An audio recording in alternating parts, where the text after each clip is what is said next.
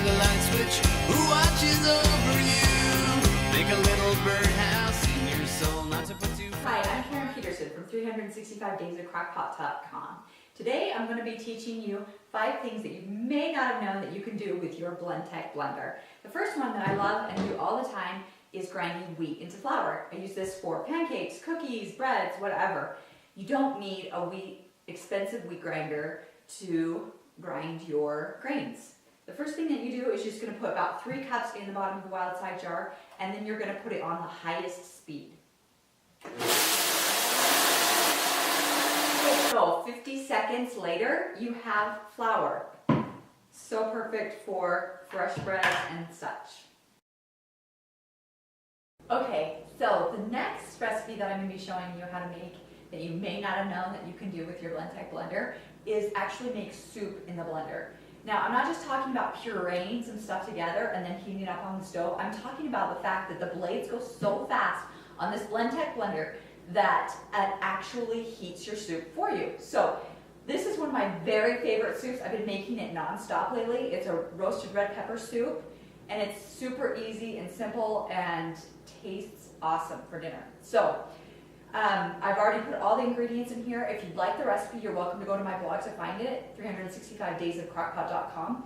But for right now, I'm just gonna go ahead and push the power button, and then we're gonna push the little soup icon, and it's gonna go through this whole soup cycle and blend, puree, and heat your soup for you. Okay, so 90 seconds later, and the soup cycle is done. I'm gonna try it just to make sure it's delicious. And perfectly flavored soup, but also perfectly temperature. The temperature is perfect on it as well. Okay, this one's awesome for those days when you just need a treat, but you don't want to go to the store.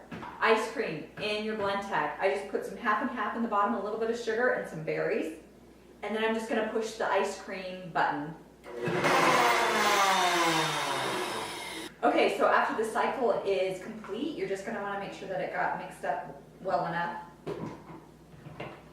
And if it didn't, kind of just stir it around a little bit and then go ahead and pulse it a couple times, and then it should be good to go. Because these were kind of hard frozen berries, it takes a second. So I pulsed it just a couple times. It looks like it's good to go.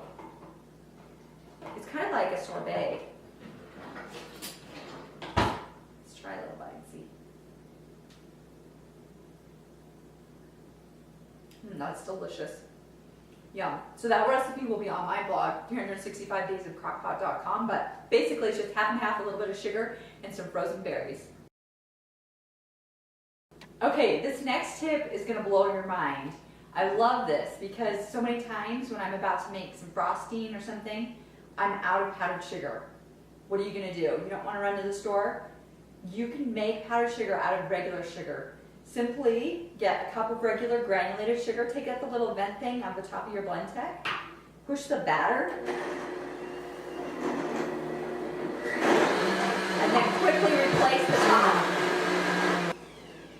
Okay, so that took like 25 seconds, and we have now fluffy powdered sugar, perfect to use for frosting, topping brownies, whatever.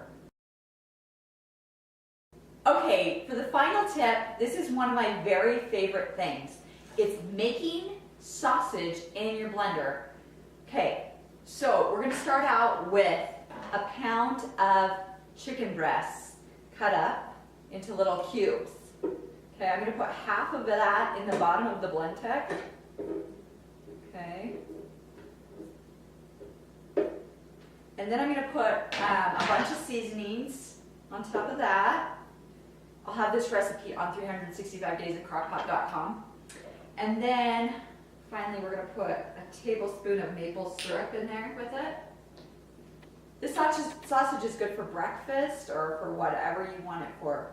It's just really nice because you know exactly what's going in your sausage, and it's really, really lean because you're using chicken breasts. Okay, so after you've done that, you're going to add the rest of your chicken. Ooh, yikes. Okay, and then you're going to put the lid on, and you're going to pulse it like 8 times, until it gets to the desired ground consistency that you want it at. So we'll go ahead and do that. So about a total of 12 pulses, and just make sure it's to the consistency that you want. It's gonna be a little weird looking, but trust me, it's delicious. You're gonna just cook it up in a skillet. And it's gonna be like any other ground meat that you use, only you know exactly what went in it, and it's really healthy for you because it's so lean. So I'm gonna go ahead and cook it up, and then I'll show you what that looks like after it's done cooking.